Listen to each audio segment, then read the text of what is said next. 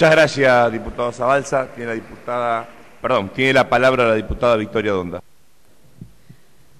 Muchas gracias, señor presidente. Como lo expresó el diputado Zabalza en nombre del Frente Amplio Progresista, quiero sumar algunas de las voces que se escucharon en contra de estos proyectos de supuesta democratización de la justicia, a quienes yo llamaría democratización de la injusticia. Lo primero que quiero decir, y porque realmente creo que el señor ministro de Derechos Humanos de la Nación ayer en su exposición cometió un grave error, es que el Poder Judicial de esta nación debe ser un poder contramayoritario. ¿Por qué? Porque creemos que debe tener la función de garantizar, y así es previsto por nuestra Constitución Nacional, garantizar la plena vigencia de la Constitución y de esa forma garantizar el pleno ejercicio y goce de los derechos que están consagrados en ella. El pleno ejercicio para todos y todas quienes habitan el suelo argentino. El pleno ejercicio de los derechos es para aquellos que tienen poder y para quienes no lo tienen, a quienes todos los días les son pisoteados sus derechos. Para eso necesitamos un poder judicial contramayoritario. Eso significa que es un órgano contramayoritario. Lo primero que debería preguntarse muchos hombres y mujeres que pertenecen al oficialismo es ¿por qué estos proyectos despiertan tanta oposición de trabajadores de la justicia, que no son parte de la corporación, de ONGs especializadas en el tema, pero sobre todo de las víctimas del Estado, de ciudadanos y ciudadanas, muchos de ellos que salen a expresarse a la calle, otros que no, que simplemente se oponen? Yo pregunto si las voces de aquellos que hoy están movilizados en las calles no son igual de válidas cuando se convierten en hombres y mujeres que van a votar. Si para ir a votar les pedimos el resumen de la cuenta bancaria. Este gobierno que sacó el 54% de los votos en la última elección y que plantea sistemáticamente contar con el apoyo de amplios sectores sociales, ¿no es sorprendido por haber sido casi el único exponente que defiende hoy esta reforma? Casi los únicos que lo defendieron fueron miembros del Poder Ejecutivo. ¿Eso no les llama la atención? A diferencia de otras iniciativas que puede ser mucho más difícil a veces explicar la finalidad, que pueden esconder intereses intrincados, este no. Hay que decir que estos proyectos fueron presentados de una forma muy sincera.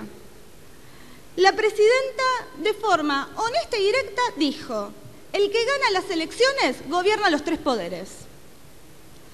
Lo mismo con todos los proyectos. En todos fueron absolutamente sinceras.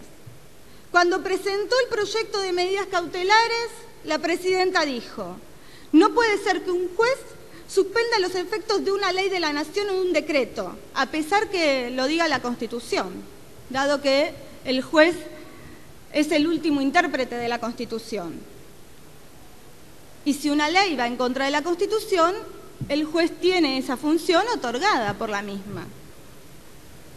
Está claro entonces que quieren eliminar el control de constitucionalidad, la posibilidad de tener un poder judicial que con aciertos y desaciertos efectúe ese control de constitucionalidad. Y lo que me pregunto es ¿por qué? ¿Por qué de forma apresurada plantean llevar contra viento y marea adelante esta reforma? Es evidente que una de las respuestas es que al gobierno lo sorprendió mucho el fallo sobre la constitucionalidad de alguno de los artículos de la Ley de Medios.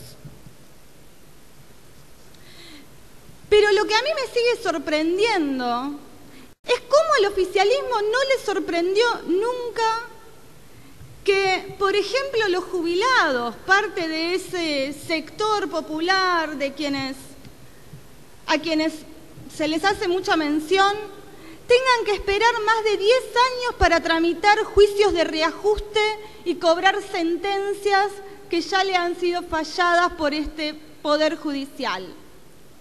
Hay que decir que más de 4,5 millones de jubilados y jubiladas cobran 1.800 pesos. ¿Cómo no les sorprende que las mujeres golpeadas tengan que realizar por lo menos 6 denuncias ante un fiscal para que las atiendan? ¿Cómo a nadie le sorprende que los trabajadores no registrados tengan que esperar más de 5 años para contar con una sentencia que les reconozca su derecho? Esos plazos, durante estos casi 10 años de gobierno de este proyecto político, ¿estos plazos les parecían normales? La verdad es que el tema de los plazos en la justicia es un tema complejo y que tiene muchas aristas. Pero no siempre las medidas cautelares son extendidas porque la actora se beneficia injustificadamente con ellas o por inactividad de las partes. Ahí tenemos el ejemplo del diputado Polino, a cuya asociación de consumidores le quitaron la personería en forma abrupta y tuvo que esperar por lo menos 6 meses para que la Secretaría de Defensa del Consumidor se dignara a contestar el oficio remitiendo el expediente administrativo. Y cuando lo hizo los últimos días de diciembre antes de la feria. Cualquier abogado que haya ejercido la carrera sabe que lograr que el Estado le conteste un oficio en tiempo oportuno es prácticamente imposible. Ni el ANSES, ni el AFIP, ni ninguna repartición pública, salvo honrosas excepciones. Y por supuesto, salvo quien sea la parte actora y cuánto poder tenga. El gobierno descubrió lo que los argentinos y argentinas sabemos desde siempre. Pero en lugar de estudiar una reforma profunda, de consensuar una iniciativa, de instruir a las reparticiones que dependen de la administración pública acerca de la celeridad en este tipo de respuestas, hizo lo que hace habitualmente. El Estado soy yo y hago lo que quiero. Me inmunizo contra los planteos que me puedan perjudicar. Si la realidad no me gusta, lo que hago es eliminarlas con mis fantasías. Si hay inseguridad, no presento estadísticas. Si hay inflación, manipulo las cifras del INDEC. Si la justicia me contradice, creo nuevas instancias que me den la razón. Designo y remuevo jueces a mi antojo, aniquilo herramientas procesales efectivas, me garantizo el dictado de jurisprudencia afín a mis intereses con nuevas cámaras de casación. Todas estas cosas son las que piensa hacer hoy el gobierno con estas iniciativas que está avalando. Hay que recordar que el corralito de Cavallo, por ejemplo, fue frenado con medidas cautelares. Hay que recordar lo que hizo Menem con su corte adepta. Pero también quiero recordar y recordarles a los miembros del oficialismo que están borrando lo mejor de su historia o parte de lo mejor de su historia. Haber enterrado la corte adepta del menemismo y haber impulsado el nombramiento de jueces y juezas que hoy integran la Corte Suprema de Justicia de la Nación, que son un orgullo para toda la sociedad argentina. Nuestra Corte Suprema es una de las pocas instituciones que todavía gozan de la confianza de nuestra sociedad. Flaco favor le hacemos a la República poniendo sombras sobre los miembros de esta Corte.